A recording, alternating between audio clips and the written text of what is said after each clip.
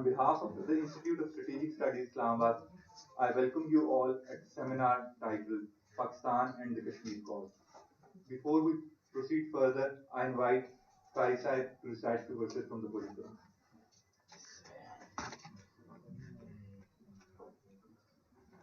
أعوذ بالله من الشيطان الرجيم بسم الله الرحمن الرحيم والمؤمنون والمؤمنات بعضهم أولياء بعض يأمرون بالمعروف وينهون عن المنكر ويقيمون الصلاة ويؤتون الزكاة ويطيعون الله ورسوله أولئك سيرحمهم الله إن الله عزيز حكيم صدق الله العظيم.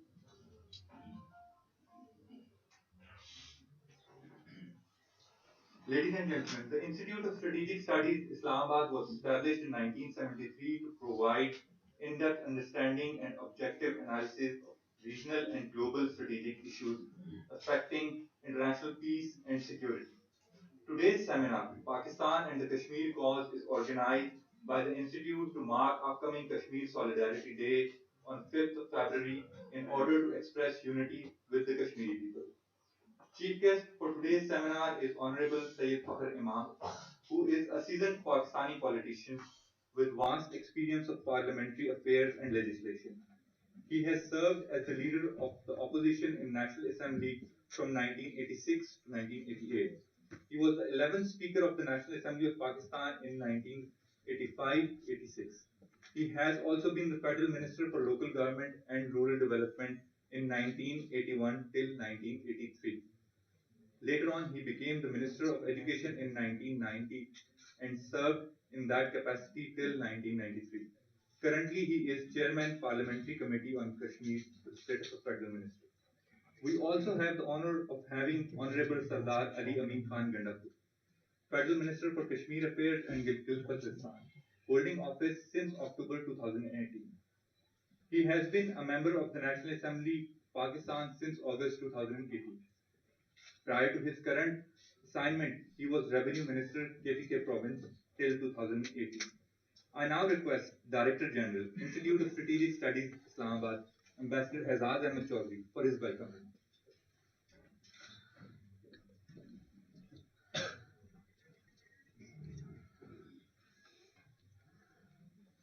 Bismillahirrahmanirrahim. Honorable Sayyid Fakhr Imam, Minister Gandapur, Ambassador Jilani, Dr. Maria Sultan, a very warm welcome to you all and also to all our honored guests today who have joined us to mark Kashmir Solidarity Day, which, as you know, was an idea that emerged in 1990 in the wake of Kashmiris' uprising against the Indian rule in 1989. For 70 years, the Kashmiris have struggled to get their right to self-determine their destiny. Their patience has been tested to the limits. But since August 5th last year, the entire Kashmir dispute has entered into a new domain. Prime Minister Modi has hit at the very identity of the Kashmiris, the Kashmirian, and the Muslim majority status of that state. The ensuing clampdown on the Kashmiris, which has now lasted more than 5.5 months, and untold atrocities that have been inflicted on these people with worst kind of human rights violations, with torture being at the top of the list of these atrocities. Initially, the world was slow to react to August 5. But gradually we see that a momentum is building up. The United Nations Secretary General has spoken several times. UN Security Council has met twice, though one would have expected that they would have issued a statement given the gravity of the situation. United Nations Human Rights Commissioner has spoken about it. The Commission itself, the Council itself deliberated on it and has issued two reports, consecutive years reports on these matters. UK Parliament has spoken. European Union Parliament, in fact, today they are voting on a resolution, although it's not about Kashmir, but there are three paragraphs about this Citizenship Amendment Act and a strong rebuke to the Indians. International media is now raising its voice. US Congress has spoken very strongly about it. And there are voices from within India also which are being raised. The worst dimension, I would say, of what's happening and unfolding in Kashmir is that it is a manifestation of a larger dynamic in India, which is what we refer to as Hindutva, which is an exclusionary ideology where Mr. Modi and his ilk want to create a Hindu Rashtra to the detriment of and exclusion of various minorities, especially Muslims. The Citizenship Amendment Act, the National Register for Citizenship, are such manifestations which have evoked strong reaction from all across, within India and elsewhere. Modi administration seems to be getting desperate. The pressure is building on them. If the pressure continues to mount, there is a possibility that he could enter into a misadventure, for which, of course, all consequences will rest with him. Legally, also, we think that Modi's case is weak. The change of status of the disputed territory is a violation of not only UN Security Council resolution but also of the Shimla Agreement. Increasingly, our lawyers are pointing this out. What is important at this time is that we must persevere. We must remain patient and we must stand with the Kashmiris and show them that Pakistani nation stands in complete solidarity with them. That is the very purpose of celebrating 5th February, for which a number of events the Prime Minister had desired that we should organize a number of events in run up to that, and then after that also there will be follow-up. So this institute, which as you know is attached to the Ministry of Foreign Affairs, is now collaborating with the Ministry of Kashmir Affairs and GB and organizing this event. We will also be privileged to organize an event in the presidency on 4th, and then we will be publishing and launching a dossier that is being published, that is being prepared, which contains evidence-based human rights violations in the Indian occupied Kashmir. Evidence-based, which is non-Pakistani sources. And we hope that that will also contribute to convey the message that the entire Pakistani nation wants to convey to the Kashmiris who are braving these atrocities in the Indian occupied Kashmir. I would say that we should also give a message of hope to them, and we must stand solid. If I can quote Jigar Muradabadi's verse, हमको मिटा सके ये जमाने में दम नहीं, हमको मिटा सके ये जमाने में दम नहीं, हमसे जमाना खुद है, जमाने से नहीं. I believe the Kashmiri struggle has been going on for periods even before 1946, since 1931. Our Honorable Chairman is very scholarly. He would bear me out that the first big demonstration against the Raja at that time was in 1931. So therefore, we are quite confident that if Pakistani nation stands with the Kashmiris, which it is, inshallah, their rights will be accrued to them one day. God bless you all. God bless Pakistan. God bless Kashmir.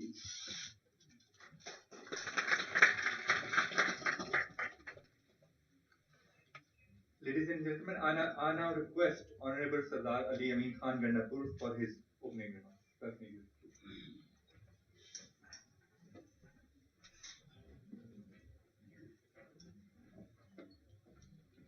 बिस्मिल्लाहिर्रहमानिर्रहीम इय्याक नअबुदु व इय्याक नस्तईन रब्बी मौलाना अस्सलाम वालेकुम। आज का ये जो seminar है ये इस बात की अक्कासी करता है कि हमारी पाकिस्तान की कमिटमेंट कश्मीर के साथ और अहमियत जो है कश्मीर की वो अक्कासी है इस चीज़ की हम लोग इनके साथ खड़े हैं। साथ साथ मैं सलाम पेश करता हूँ कश्मीर की आवाम को। इस तरीके से अबाउजात से लेकर आज तक 7 दहाइयों से वो अपने बुनियादी हक के लिए एक तहरीक चला रहे हैं और काबिल भारतीय फौज का मुकाबला कर रहे हैं कि जो हर तरह से उनके ऊपर इंटरनेशनल लॉ को वायलेट करते हुए जुल्म और जबर कर रही है। और आज तक मेरे ख्याल में दुनिया की तारीख में इसकी मिसाल नहीं मिली। इस तरीके से अब तक लाखों लोग उसमें शहीद हो चुके हैं और तकरीबन 13,000 से ज़्यादा खवातीन और बच्चियों का रेप हो चुका है। 33,000 ज़्यादा खवातीन बेवा हो चुकी हैं। लाखों की तादाद में लोग जेलों में डाले जा चुके हैं, माजूर किए जा चुके हैं। और इसके अलावा एक ऐसा इलाका, एक ऐसा खिता है कि जिसके अंदर लोग एक ऐसे एहसास के अंदर जिंदगी गुजार रहे हैं किसी भी वक्त उनके साथ कुछ भी हो सकता है। इंडियन काबिल फौज किसी भी वक्त उनके साथ कुछ भी कर सकती है। और इस एहसास के साथ अगर आप एक लम्हे के लिए सोचें तो किस कर्ब से गुजर रहे होंगे वो लोग। तो मैं सलाम पेश करता हूँ उनके जज्बे को। और यहाँ पे कहना समझता हूँ लाजमी के भारत को एक पैगाम देना चाहता हूँ। ये जज्बे और तलवार की जंग में हमेशा जीत जज्बे की हुई है। ये दुनिया की तारीख बताती है। तो वो बात आ जाए इस चीज़ से। और साथ साथ पाकिस्तान की जो डिमांड है वो सिर्फ ये है कि जो अक़वाम मुत्तहिदा के अंदर रेजोल्यूशन पास हुई हैं मकबूजा कश्मीर के हवाले से उनको इम्प्लीमेंट किया जाए। और हक खुदरादियत या राय शुमारी वो अक़वाम मुत्तहिदा के चार्टर में भी और दुनिया के जितने भी इंसानियत हुए कानून हैं उनमें वो शामिल है। तो मैं हैरान हूँ इस बात से कि अब तक इसके ऊपर दुनिया इकट्ठी क्यों नहीं हो रही और इस मसले को हल क्यों नहीं किया जा रहा। साथ साथ मैं भी समझता हूँ कि अब मजीद कंडेमेशन से निकल के हमें ज़रा सोचना चाहिए फिक्सेशन की तरफ। एक माइंड सेट जो है मोदी का, बीजेपी पार्टी का, वो माइंड सेट हिंदुत्व का माइंड सेट है और नाजी पार्टी की आइडियोलॉजी है जो वो फॉलो कर रहे हैं। और जब से उनकी गवर्नमेंट आई है वो लगातार ऐसे इकदाम कर रहे हैं। जिस तरह 5 अगस्त उन्होंने 370 और 35A को ख़त्म किया और उसके बाद अभी रिसेंटली उन्होंने एक सिटीजन अमेंडमेंट बिल जो किया जिसके अंदर मुसलमानों को एक्सक्लूड कर दिया गया। और ये जानते हुए कि इस वक्त दुनिया में किसी मुल्क में भी इतने मुसलमान नहीं है, मुस्लिम मुल्क के अंदर जितने इस वक्त इंडिया में है। तो मैं समझता हूँ कि दुनिया को समझना चाहिए इस बात को। इस तरीके से हमारे प्राइम मिनिस्टर इमरान खान साहब ने इस मोदी के इस आइडियोलॉजी के इस पार्टी को नरेट किया अभी हिटलर। और उसके बाद से दुनिया ने माना उसको। और आगे जाके मैं शुक्रगुजार भी हूँ तमाम ममालिक का और तमाम इदारों का कि जो पाकिस्तान के मौक़िफ़ की तायीद कर रहे हैं कश्मीर के मसले के ऊपर।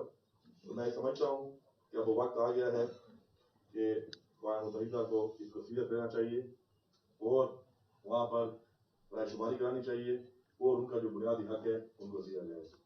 और मैं ये मैसेज दूंगा इस प्लेटफॉर्म से पूरी दुनिया को कि पाकिस्तान की आवाम और पाकिस्तान की अफवाज और पाकिस्तान की हुकूमत मकबूजा कश्मीर के लोगों के साथ थी, है और इंशाल्लाह रहेगी। कश्मीर बनेगा Pakistan. Thank you very much. Thank you, sir. Ladies and gentlemen, we have with us a distinguished panel of speakers today. Our first speaker, Ambassador Jalil Abbas Jilani, is a Pakistani diplomat who served as the ambassador of Pakistan to the United States and previously served as the Foreign Secretary of Pakistan from March 2012 to December 2013. In 2007, he was commissioned as Pakistan's High Commissioner to Australia and served there till 2009. Ambassador Jilani was promoted to the highest rank of civil service in 2010 and consequently became Pak country's foreign secretary, the top civil service official in the Ministry of Foreign Affairs. He currently serves as a senior director at the Center for Aerospace and Security Studies. You may have the floor.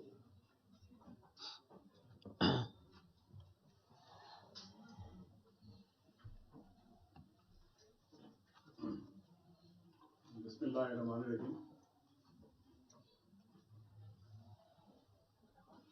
Distinguished ladies and gentlemen, Honorable Chairman Kashmir Committee, Janab Fakhar Imam Sahab, Honorable Minister for Kashmir Affairs, Minister Gandapur, Director General, Institute of Studies. It's a great honor for me to be a part of this Kashmir solidarity today. I have a long association with Kashmir cause, and I am perhaps the only foreign secretary against whom Indians registered a case in 2003 under the draconian law, Prevention of Terrorist Act. And that case is still not been closed by the Indian government. I certainly consider it as a badge of honor. Ladies and gentlemen, we are certainly passing through perhaps the darkest phase in Pakistan-India relations. I call it the darkest phase because there is absolutely no dialogue which has taken place for the last several years. And certainly the situation has become extremely tense since the advent of Modi on the scene in India in 2014.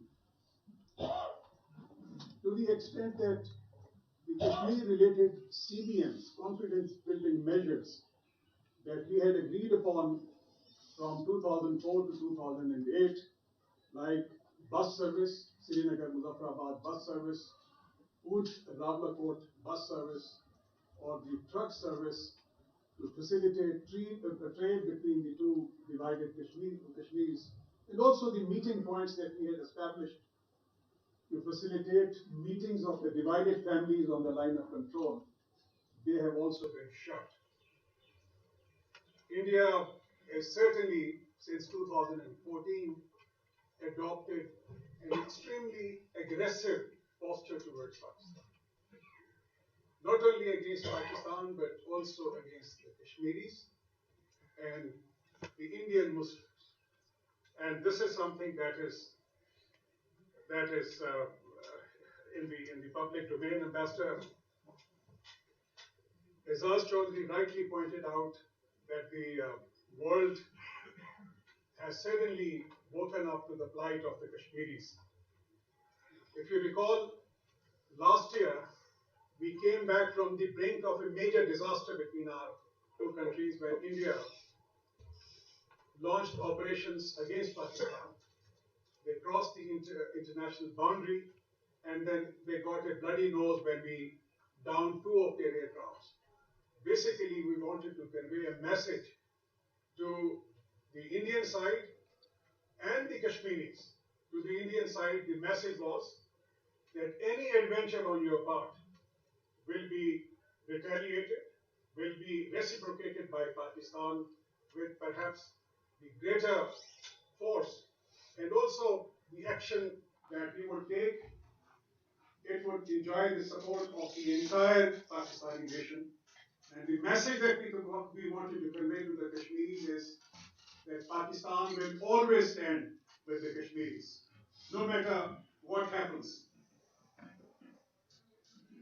It has been rightly pointed out that 5th August Indian action is certainly a violation of the UN Security Council resolutions. It is a violation of the Shimla Agreement. And if you have studied Shimla Agreement, the heart of the Shimla Agreement was that no country will change the status or will change the ground situation till such time a final settlement of the issue is brought about through the involvement of the Kashmiris. And by taking this draconian step by the Indian side, they have perhaps revived the Kashmiri struggle to that day. I have served in India, and I have had interaction with the Kashmiri leadership on a regular basis. I still have been maintaining that relationship with the Kashmiri leaders from Mahfouza Kashmir, the Hurriyat leadership. I think the Indians have misjudged the mood in India, in the Indian occupied Kashmir. By taking the 5th August action, India thought that it will be able to subdue the Kashmiri people. They will be able Kashmiris will begin to reconcile whatever had been done to them. But they have not realized, the Indians, that after partition, post-partition, this is the longest ever struggle anywhere in the world, which has been waged by the people of Kashmir. The concentration of army in the Indian occupied Kashmir, which was 700,000 when I was posted in India, which was recently increased to almost 800,000 or 850,000, is again the highest concentration of troops anywhere in the world for the longest possible duration. A question when I go outside to participate in various seminars, a question which is posed to me by almost everybody: what will happen to Kashmir? India has taken this action, and do you think people will begin to reconcile with this fact? You know, there are two incidents which come to my mind, again based on my personal experience of dealing with Kashmir issue. When I was posted in India, and I would certainly like to narrate one very, very important incident. When I was posted in India in 2001, a Kashmiri leader from the Hurriyat conference, he was released from Fort Bhalwal jail after almost 25, 30 years of incarceration. When he was released, people of Kashmir, they treated him like Nelson Mandela, who had also served the longest jail term in the Indian occupied Kashmir. In those days, a rumor was spread that India is now trying to cultivate that particular Kashmiri leader. And suddenly, we were surprised that after 6 months of his release from the prison, he announced to participate in the Indian elections, basically confirming what we had heard from various people, that he would actually become a part of this. And then he actually started his campaign to participate in the past elections which were being held by the Indians in the Indian occupied Kashmir. And after 2 months of his election campaign, suddenly, one day, he addressed a press conference in New Delhi, and he said that he could not be a part of this past possible elections. I invited that Kashmiri leader to the Pakistan High Commission, and I asked him this particular question. I said that, आपके बारे में तो सुना था मैंने कि आप election लड़ रहे हैं, और आपके बारे में ये भी सुना था कि आपको महफूजा कश्मीर का चीफ मिनिस्टर बनाया जाएगा। उन्होंने एक बड़ी अच्छी बात की। उन्होंने कहा कि जी आपकी बात बिल्कुल सही है कि मैं इंसान हूं, लालच इंसान के दिल में आ ही जाती है। तो मेरे दिल में भी लालच आ गई थी कि मैंने सोचा कि अगर मैं इलेक्शन लड़ूंगा तो मुझे चीफ मिनिस्टर बन जाएगा। मैं तो एक गरीब आदमी था, मैं तो स्ट्रगल 30 साल की मेरी स्ट्रगल थी, और चीफ मिनिस्टर बनने में क्या मजायका है।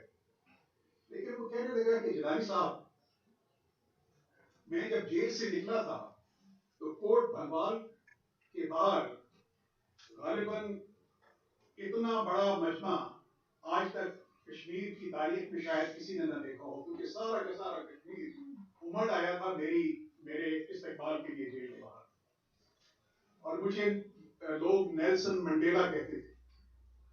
और जब मैंने इलेक्शन कैंपेन शुरू की तो हम 10-10 दिन, 15-15 दिन, एक महीना तैयारी करते थे, اور کوئی بھی شخص بامشکل ہم 20 25 30 یا بمشکل 50 لوگ اپنے جلسے میں اکٹھے وہ کر سکتے تھے. تو کہتے ہیں جی مجھے وہاں پہ اس کو خیال آیا کہ تم تو نیلسن منڈیلا تھے, یہ تم نے یہ کیا کیا جب کہ اب لوگ تمہاری بات سننے کو تیار نہیں ہیں. تو کہنے لگا جی کہ جس طریقے سے ہندوستان نے کشمیری موڈ کو مس جج کیا ہے, میں نے بھی غالباً مس جج کیا کشمیریوں کے موڈ کو, اور اس وجہ سے میں دوبارہ اس اسٹرگل کا حصہ بن گیا ہوں, کیونکہ کشمیری نہیں چاہتے اس ہندوستان کا حصہ پہلے بھی.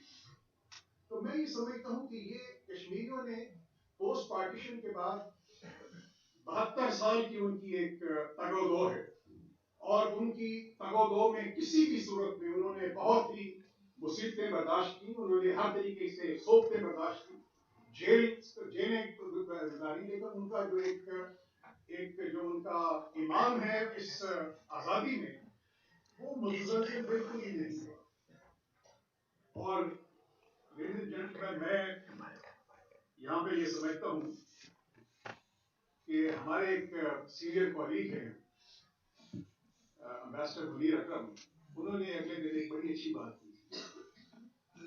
انہوں نے کہا کہ جس طرح میں نے عرض کیا کہ یہ 72 سال کی ایک تاریخ ہے, اور اس سے پہلے کی بھی تاریخ ہے, یہ میرے خیال میں اس کو کئی صدیاں بیت گئی ہیں, اور کشمیری جو سے ہیں وہ ہندوستان سے آزادی لینا چاہتے ہیں.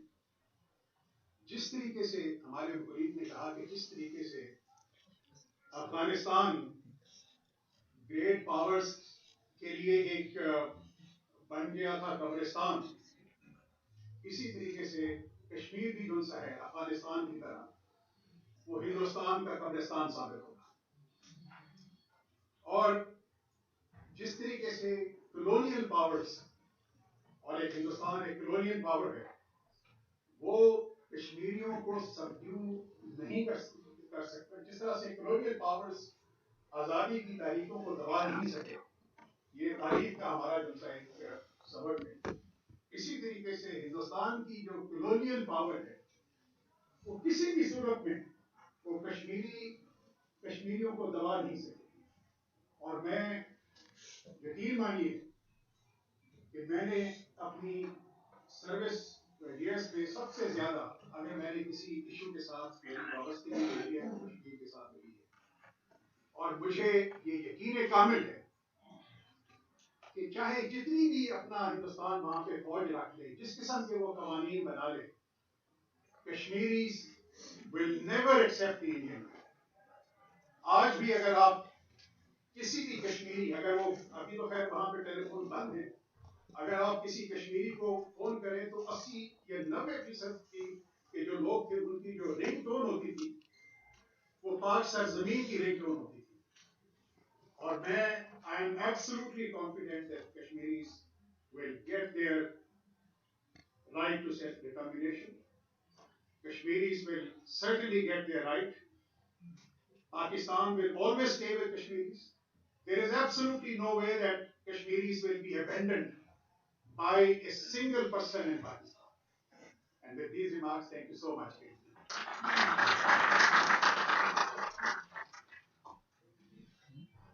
Thank you, sir.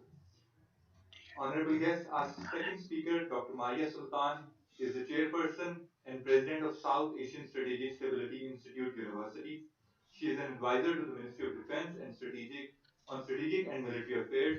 She is also founding vice chancellor for Muslim Youth University. She was the founding co-director of the South Asian Strategic Stability Unit at the Bradford Disarmament Research Center, University of Bradford. She also served as Deputy Director, South Asian Strategic Stability Unit at Bradford Disarmament Research Center. You may have the floor.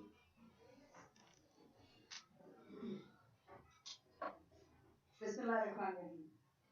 Honorable Minister, Director Chairman, Institute of Strategic Studies, Chairman, Institute of Strategic Studies, Ambassador Girani, and Mr. Mahar Malsam. But most importantly, ladies and gentlemen, it's a matter of great privilege and distinct honor for me to be speaking on a subject which is close to the heart of every Pakistani. That is the Kashmir issue. But today you see that the entire question on what has happened to Kashmir on 5th of August 2019 has become the central debate for anybody who studies South Asia, anybody who is thinking about the people of this region. But most importantly, the biggest question is what actually has happened in Kashmir on 5th of August 2019. So you'll bear with me as I run down some parts of history and then come to 5th of August 2019 and state why Pakistan is raising its voice, why the people of Pakistan believe that this is the time that we must voice the unvoiced, that is the people of Kashmir in Kashmir. When we talk about partition of the subcontinent, whether we like it or we do not like it, the fact of the matter had been that there were two nations who separated on the basis of religion, on the basis of the fact that in 1935 we had Hindu-Muslim riots much bigger than what the people had anticipated, which indicated that if you were two nations living side by side, nonetheless, these two nations had different paths and different trajectories for the future. Now, while most of the territory of India and Pakistan and most of the population of India and Pakistan got divided and two nations came, leaving aside the debate who got what and what was not, the biggest question mark remained with the 562 princely states. And amongst these 562 princely states, there is one state where partition was left as an unfinished agenda. So what were the partition steps? The partition steps were very clearly, number one, any Maharaja or the executive will sign the instrument of accession. Once the instrument of accession is signed, the second step will be that the people or the Constituent Assembly, or for that matter, any way through which the wishes of the people could be ascertained, that will be taken as a measure in terms of where the people want to go. And then third, it will be followed with a merger document. So what happened in Kashmir? Unfortunately for the people of Kashmir, a Muslim majority state in the Indian subcontinent, we saw that the Maharaja signed a standstill agreement between Pakistan and India, saying that he needed more time to understand where he wanted to go. All fair and well, from 47 to 48, we see a standstill agreement is signed. And then what happens? Two very interesting things happen. First, we see the first Kashmiri uprising. As people begin to understand that the Maharaja had no intention to join Pakistan, but had every intention to join India. We see in 1948, as the revolt against the Dogra rule begins, we see tribesmen coming from here, and we also see all forces trying to join in. But before all forces join in, two things happen. The Maharaja escapes to the south of India. He claims that he has signed an instrument of accession. But as he says and he claims this, we find the Indian forces already in Srinagar. So technically what we have on ground was the first legal complicity and complexity which the Indian government faced in Kashmir. The problem was the instrument of accession was there, but half of Kashmir is what we know as Azad Jammu and Kashmir, and our Honorable Minister is here representing not only Kashmir but also Gilgit-Baltistan, and the people were reigning free. Indians very quickly, in order to deal with the consequences, created a Constituent Assembly and then ran to the UN Security Council, saying that the Constituent Assembly of 1950, actually 1949, has agreed to sign its accession to India under Article 370. And henceforth, the next step of the merger document should be considered as legal and valid. Now, this is the most important point. The UN Security Council Resolution 91 very clearly stated, and I repeat for the benefit of the audience here, it stated very clearly that the Constituent Assembly of the Indian Jammu and Kashmir, or the Indian Administrative Jammu and Kashmir, does not represent the will of the people of Jammu and Kashmir. Henceforth, the will of the people of Jammu and Kashmir should be ascertained through the right of self-determination as stated in the United Nations Article 1, which says that if people are fighting for the right of self-determination, even an armed struggle must be supported, since they are fighting for their legitimate rights. Economically, politically, militarily, not only by the people who are fighting it, but also by all members of the United Nations. And then they said two things which the Director General has also, in the earlier speakers, has alluded, two steps and two conditions were done.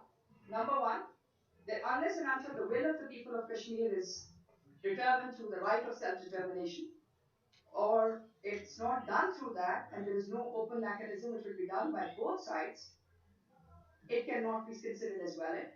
Number two, both sides will not change the status quo on ground. This means that the instrument of accession was to be frozen. This meant that no constitution of India could be made acceptable to the people of Kashmir for all times to come. Second, the special status of the people of Jammu and Kashmir, which was stated under Article 35A of the Indian Constitution, was to become permanent. The Indians played a very fast one. They said Maharaja is willing to cede the powers to Sheikh Abdullah. Henceforth, Sheikh Abdullah will become the new power on ground, and we will be able to maneuver this through. But here also the biggest question remained: what would happen to the Kashmiris on this side of the border? Hence, we saw the Kashmir dispute frozen. But as the Kashmir dispute was frozen till 1970, we saw another concept coming through. That was the concept that how do you control the people of Kashmir? And that is where we see the draconian 24 presidential orders which the Indian government used in order to not only extend the writ of its paramilitary forces in Kashmir, but also to ensure that the life for the people of Kashmir becomes untenable. All well and good, but on 5th of August 2019, they changed this. So what did they do? The argument which they presented was quite amazing. The argument was that Article 35A, which was a sub-article of the Article 370, which gave special status to the people of Kashmir, was actually in violation of the Indian Articles of 14, 15, and 21, which said that the all Indians are equal. Henceforth, all the privileges which have been given to the Kashmiris should be taken away.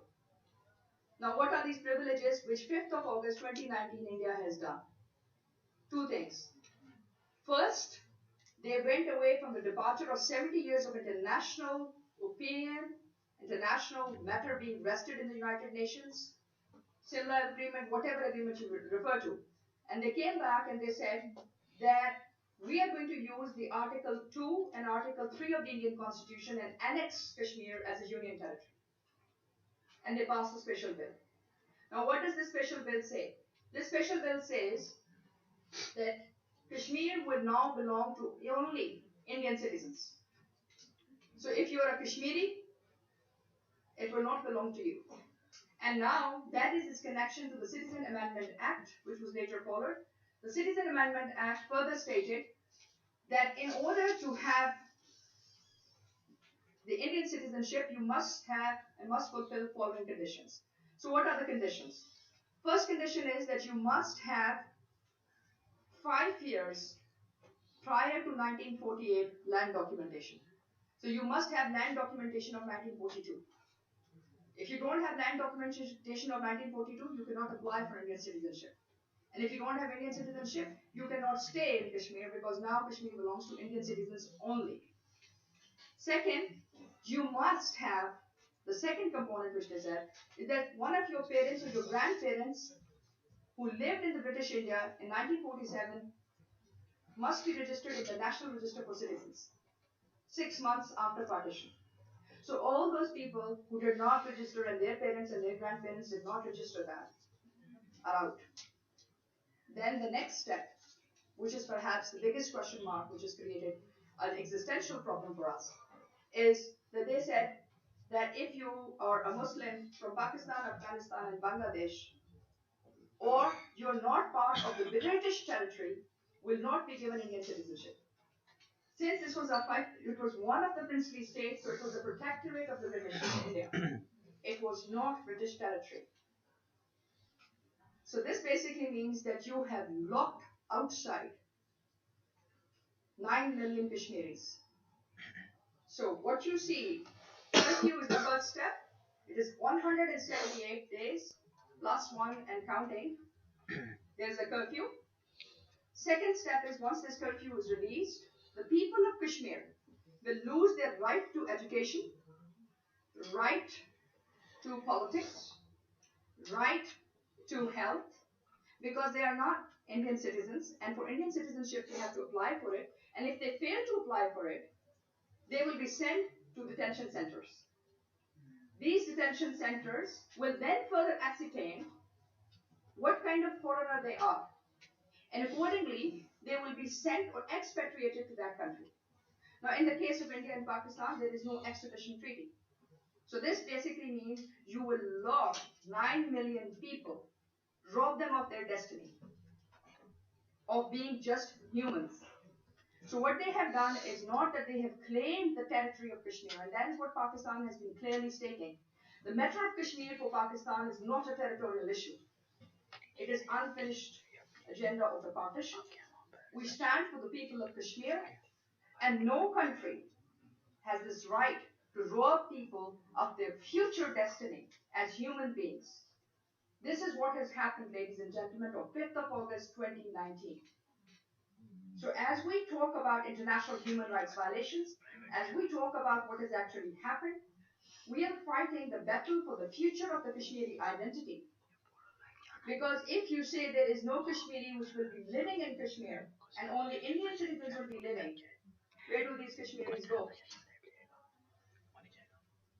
And the most important part is that this is not done by ISIS. It is not done by some non-state actor.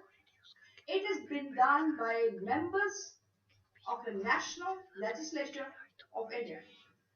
And we are honored to have two distinguished parliamentarians here with us. And let me assure you, you may fail in implementing some of your laws, but no parliament in the world disempowers people legally. This is what has happened. These are men and women of the Indian parliament who have robbed the people of Kashmir their legal right of being human. And in this day and age, under the use of force, they intend sending these people under detention centers and forever robbing their rights to education, development, transportation, most importantly, their right to identity and their names. Now, I'll just say two things and then conclude. The two other things which the Honorable Minister had referred to about Hindutva. How does that come into play? The reorganization bill passed in 2019 and which has now become live and enacted on 1st of October 2019 stated two other things. They said Kashmir is a Muslim majority area. It is disproportionately Muslim. Henceforth, 2 steps has to be taken by the Indian government. Actually, 3 steps. What are the 3 steps which they said? In addition to taking away the Kashmiri identity and their future from everything, which is civilized, democratic, and progressive, and all this is being done to develop Kashmir under the Indian administration. The second component which they have said is that scheduled classes must be made 16% of the population in Jammu and Kashmir. So the Indian government has asked the Dalit community as well as other communities which are considered as scheduled classes to relocate in Jammu and Kashmir after the Reorganization Act of 2019, passed on 5th of August 2019. Second, they have said that as a Kashmiri, you will only have a right to Kashmiri Council for 1 year alone.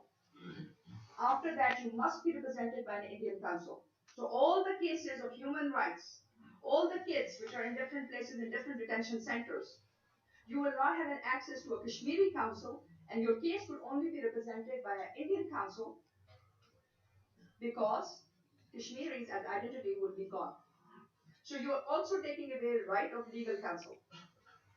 And the third aspect is that they have said that the Indian civil service will be expanded to entire Jammu and Kashmir. And those officers of the Kashmiri civil service who want to continue in Kashmir will only be allowed to do so for 1 year at the sole discretion of the Lieutenant Governor of Jammu and Kashmir, who will give this personal discretion that this man was not part of security issues, and henceforth he should be given this right to continue his job for 1 year. And last but not least, all Kashmiris stand disbanded who were given admissions in other parts of India as Kashmiris. So they're saying that the only thing which will now be valid in between will be if a Kashmiri woman marries an Indian man, then he or she will be able to expedite the process of being allowed to remain in Kashmir. That is where the concept you must have read and you must have seen on the internet saying that the Kashmiri women are now available for the Indian men. And that is the clause which they have left for the Kashmiri women to retain, or the Kashmiris to retain their Kashmiri identity and allowed to stay in Kashmir. So as Pakistan speaks on this issue, it's not that we are talking about 1970, we are not talking about 1947 or 48 or 1950 or for that matter 1990. We are here to talk about the legal injustice, the natural catastrophe which has been brought about because of parliamentarian terrorism, which is similar to what Hitler had done in the case of the Jews. He came up with something known as Nuremberg laws, which first said that as Jews you cannot have kosher meat. We see something similar of cow face and cow lynching examples in India. But what they have done is that they have taken away the rights of Muslims, but most importantly, the people in Kashmir. And I'll just say one thing, that it's not just Kashmir. They have also ensured that as the relationship with different parties begin on Rise and Shine of India and Make in India, the two other states which they intend making as the next shining states of India, that is Bangalore and Hyderabad, that they are able to take away the populations from those areas without paying them anything. So they don't become part of the development progressional curve because they were part of a princely state, hence they have no right to identity. So unfortunately, the example what we quote in Kashmir is not new. It was done in Assam. 1.2 million people were put into detention centers and are still there. The irony is that now they have embarked on the biggest Holocaust in the making of doing this to 9 million people, stranded, abused, shot, and forever taken away their rights of liberty and their rights of being human. I encourage all of you, as the educated elite and writers of this country, to please use solid arguments and raise your voice in support of the people of Kashmir. Because if we do not raise our voice, we shall be asked the same question which a Nobel laureate was asked. I'm sure you have seen that picture of an African child and a vulture walking behind. That small child was known as a boy, was actually in fact a girl. And she was crawling to a UN aid camp. The photographer who took the picture was given Nobel Prize. He committed suicide after 1 month, after he got the Nobel Prize. And he left a letter behind. The letter was the choice he made to get that Nobel Prize. As he was taking the picture, and his rescue helicopter came, he wanted to take the child, but his friends told him, if you take the child, you do not know what kind of disease this kid is facing, so let him go. And once he got that prize, the people, his friend had asked him, how many vultures were there in that picture? He said 1. He said wrong, 2. The second one was you taking the picture. So it is our decision today, free men and women, that are we going to be people who will be counted in history to just merely report or raise our voice in solidarity with the people of Kashmir. Today they stand disenfranchised, locked, hunted, disgraced. Why? Because they are Muslims? Why? Because they are Pakistanis? Why? Because they do not accept tyranny?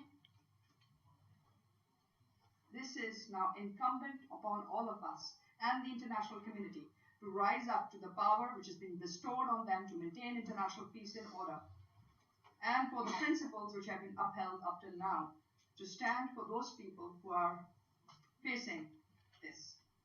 With these few words, I would like to give our contribution. We have taken out the SASI Security Review Special Edition on Kashmir.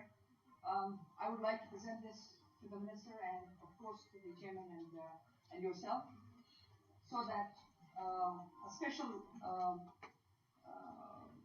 emphasis which has been done can be exhibited. Thank you so much.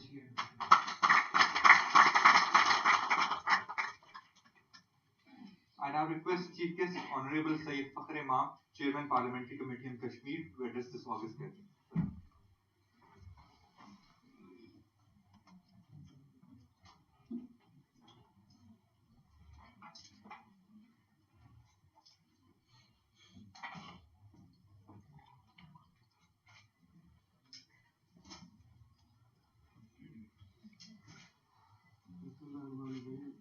Honorable Minister,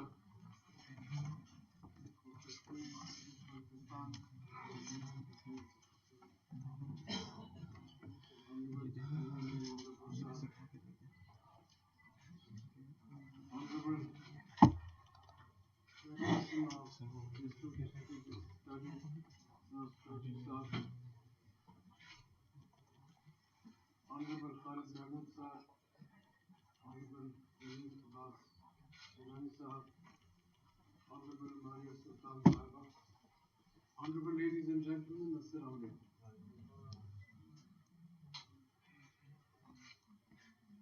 Kashmir has been the bone of contention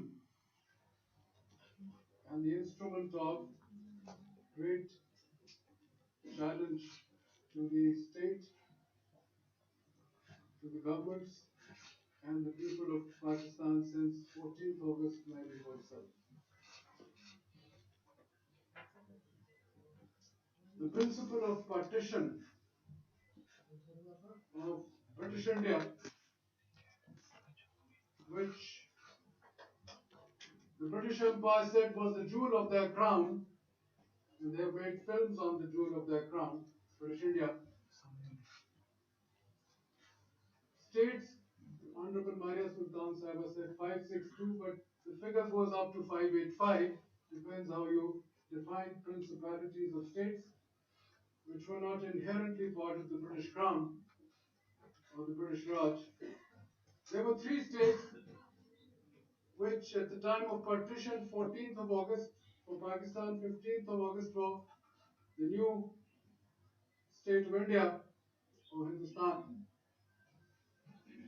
They were Kashmir, Hyderabad and Junagadh. Kashmir was the only one which was Muslim majority state with a Hindu ruler. The other two was the reverse. Majority population was Hindu and Nizam of Hyderabad was a Muslim and the Junagadh Nawab was Muslim. Tragically, the two got occupied by India, one militarily. I'd just like to go and just mention the fact that the Nizam of Hyderabad in 1935 was the richest man in the world. Whether it's Bill Gates today, whether it's somebody else to dominate the world. After all, the British came out, as did the French, as did the Portuguese, as did the Dutch, to dominate the eastern countries of the world because we were more affluent than they were in the year 1700. And we generated 40% of the GDP in 1700 before we became colonized. Today, when we became independent sovereign states in 1947, our GDPs had gone down totally and we have been impoverished. Despite, because the imperialists and colonialists came to these regions not for any beneficence, they came, economically exploited us, and became the affluent and richest countries of the world. In the last 70 odd years, on account of shift in paradigm, there's a new world order which has emerged. In 1945, the United States was generating 45% of the world's GDP. Today, the United States is only generating 25% of the world's GDP. And to our luck, I would say, to our great luck, China has emerged as the second super economic power. America is still number one, approximately $24 trillion economy. China is up to $14 trillion economy, whereas Pakistan, we are $0.3 trillion economy. So we have to catch up a lot. And we Pakistanis owe our sovereignty to the iron will of our leader, Qaeda Muhammad Ali Jinnah. We became a sovereign state, a proud, free sovereign state as citizens of the world. We were the 47th country to be affiliated to the United Nations. Today there are 193 nations. And as it has been said, that Kashmir and the fortune of Kashmir was undecided because they were not part of British India. And in that device of the mechanism, the then House of Commons devised when they gave out the partition plan, it was through the instruments of accession that states, principalities and others decided to join either India or Pakistan. These three states did not. Kashmir, tragically, and as Azad said, perhaps their past, their present and their future has faced some of the largest challenges of humanity that anybody has done. In fact, ever since 1846, when they were sold for 7.5 million rupees at that time, till today, and that's nearly 2 centuries, the Kashmiris have had the greatest of humiliation of perhaps amongst the most deprived human beings of the world. They lost freedom. They lost all that is enjoined in the charters of the League of Nations and the United Nations. And why did the League of Nations and the United Nations come about?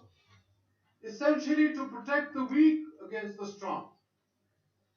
And yet, the charters are there, the sufferings go on.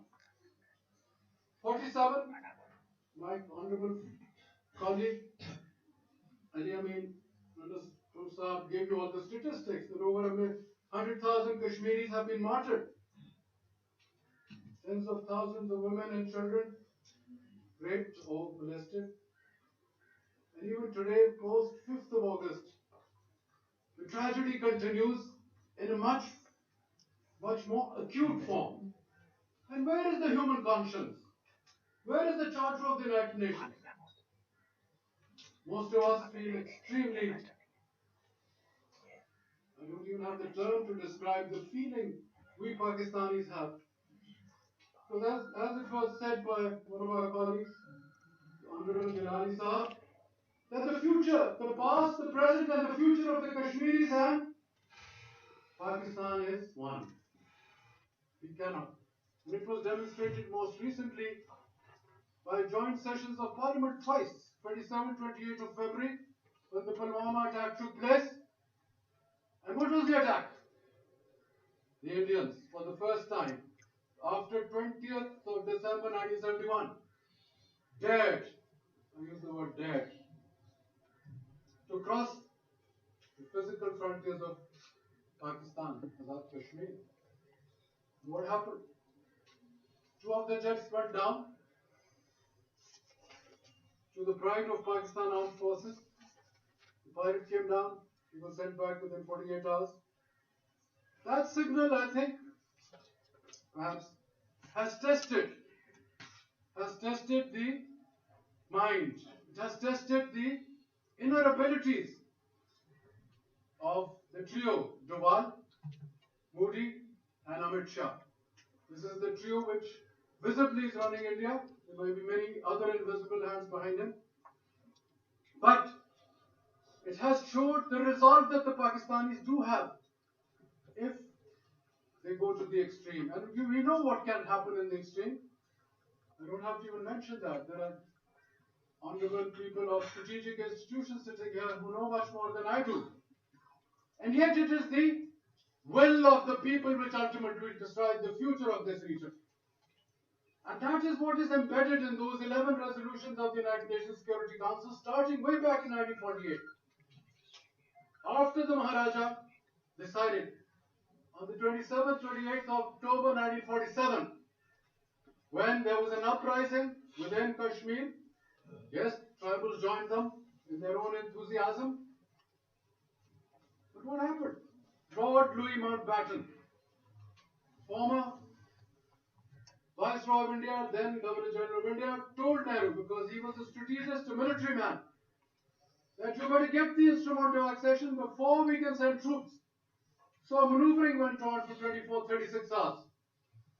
But, as Alistair Lamb and several other scholars have stated, in their research, that instrument of accession is neither with the India Office Library in the United Kingdom nor in the archives of the Indian government. Where did that instrument of accession go? It just disappeared in thin air. And yet, it was Prime Minister Jawaharlal Nehru who complained to the United Nations that he wanted to stop the war. He wasn't sure of the footing of his own soldiers whether they could capture Kashmir, despite the fact they sent in overnight nearly 200 flights, small Dakotas. And what transpired? Fighting took place. And what is today Azad Kashmir was what the brave people of Kashmir kept away from the professional Indian army fighting against the local people. A ceasefire came about. It was the Indians who took, they must have regretted it, because the United Nations Security Council overrode the instrument of accession. They set it aside and said, Kashmir is a disputed area today. Yes, Prime Minister Imran Khan made an extraordinarily good speech at the UNGA in September. 50 minutes. Normally it's 15 to 20 minutes for a head of government, head of the state. 4 areas he raised. Climate change, money laundering, Islamophobia. 80% of his speech was on Kashmir. Well developed, delivered, extraordinarily went across the world, and Kashmir rose to the top. 13 reports in the New York Times which would not hear the word Kashmir, because from 2001 till 2019, 5th of August, Pakistan was known as the epicenter of terrorism, whether we like it or not, in the world media. That is the paradigm shift which has totally changed the context of the world. It is India who is the state terrorist, not Pakistan.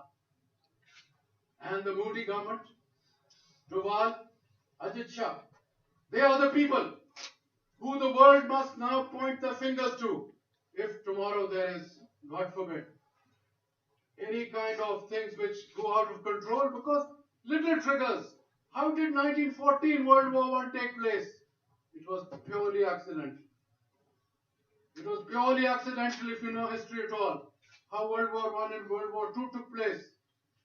The Korean War, the Vietnam War, the Middle Eastern War, the several Afghan wars that have, unfortunately, we have borne the brunt of the Afghan wars, we Pakistanis. 7 to 9 million of the refugees came in and out. And we are still bearing the brunt. $34 billion, they said, for 15 years. It's a pittance what we got. They ravished all our communications with respect. And what did we get in return? It's a big question mark. Today, Pakistan stands an independent, autonomous state, a sovereign state. Yes, we have some very experienced people. We have individual and collective wisdom. We have to be fully prepared for any kind of military adventure. We saw it in Pulwama and Modi. What drives Mr. Modi? Mr. Modi, Mr. Trump, Mr. Boris Johnson, Mr. Macron, they are all driven by internal politics. Wherever you have continuity in directions, their foreign policy is framed with the domestic policy. Foreign policy flows out of domestic policy. Trump, if you see his tweet, 1st January 2018 has said something not very nice about Pakistan. I don't want to repeat it. 18 months later, when he required Pakistan's assistance in getting his own troops out and talking to the Taliban, he invites Honorable Prime Minister Imran Khan and his large delegation. To our benefit, temporarily, we have assisted them in 3 very critical wars, the Cold War, 2 Afghan wars, and it doesn't take them a second to walk away. We have to be careful, we have to be cautious, we have to be prudent. We also have to be diplomatic. We are highly emotive people. We sometimes not very rational in our decision making. We need to somehow change our methodology and protect the people of Pakistan's self-respect above all and our larger national interest. Today Pakistan is facing an extraordinary challenge. Some people have called it an existential challenge, yes? Post December 1971, this is Pakistan's biggest challenge. The state of Pakistan, the Federation of Pakistan, the people of Pakistan.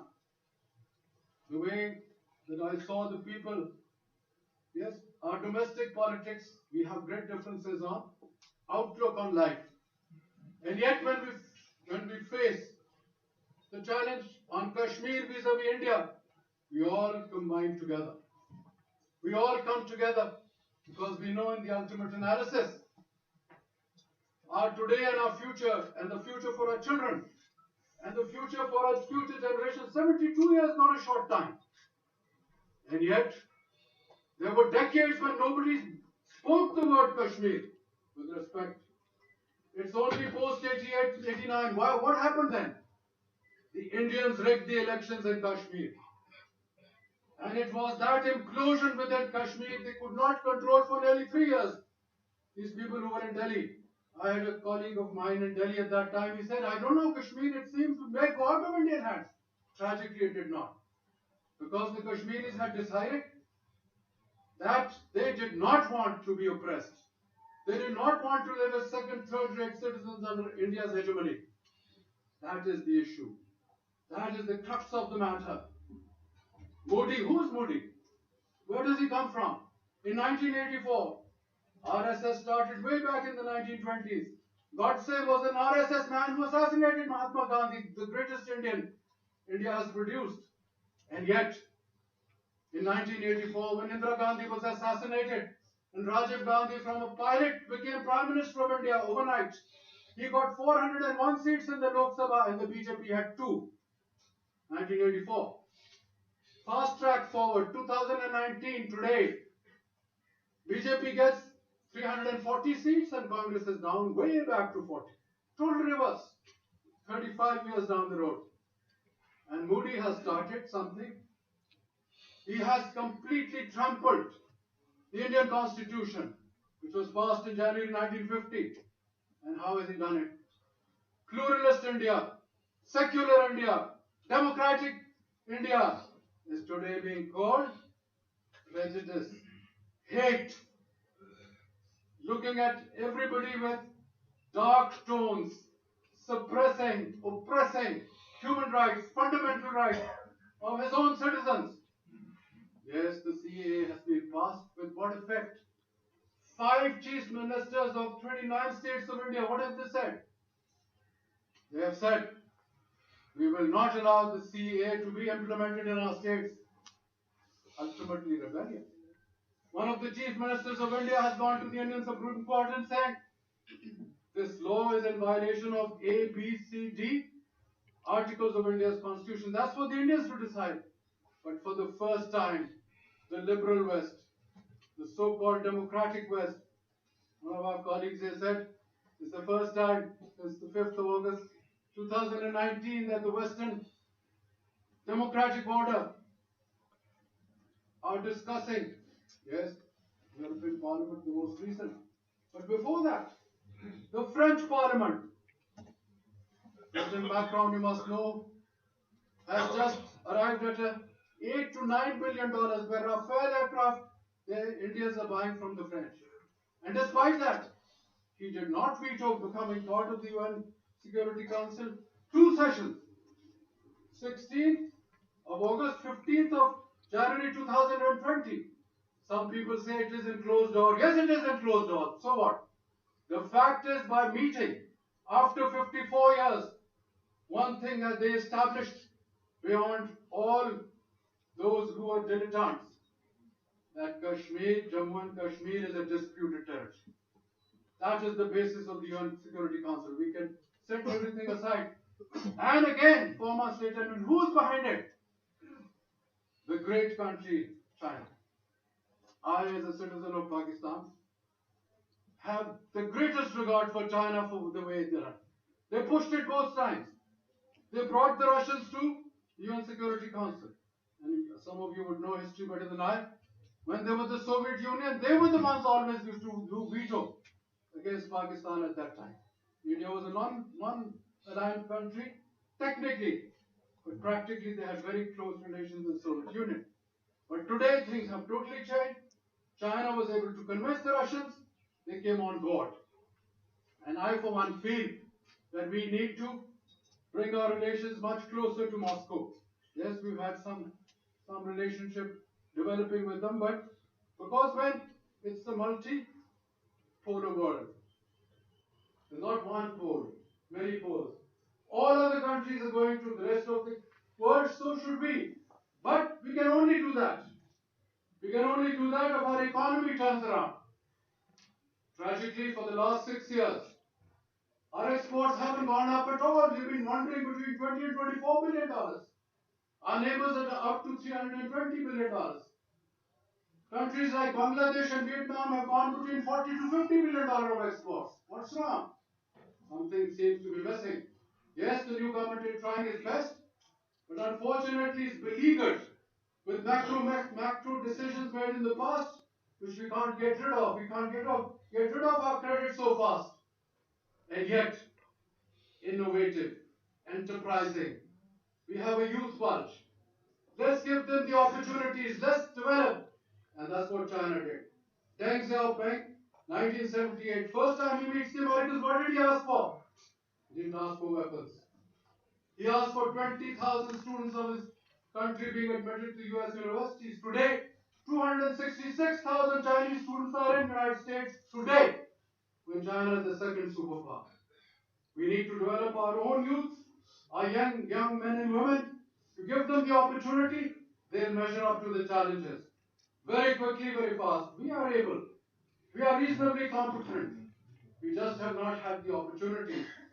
And the thought that Qaid-e-Azam Muhammad Ali Jinnah, I've read every one of his speech after he became Governor General of Pakistan, between 100 to 110.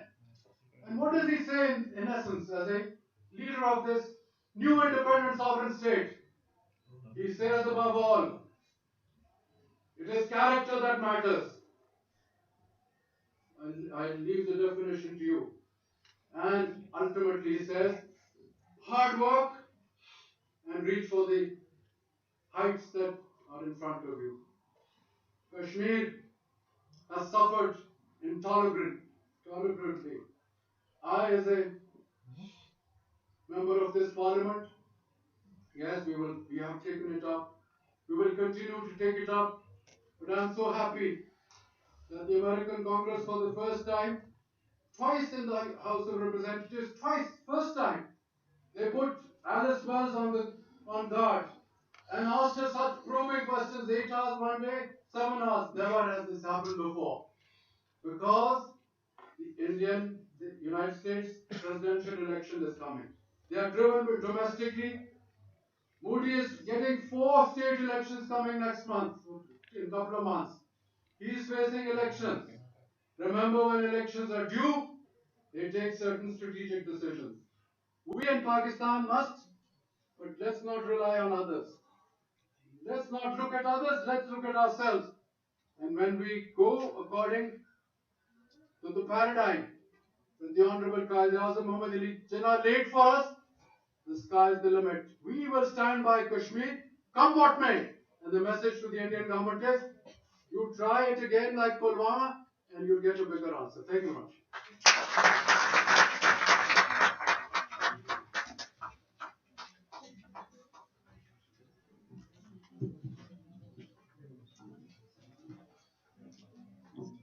ladies and gentlemen, the floor is now open for question and answer session.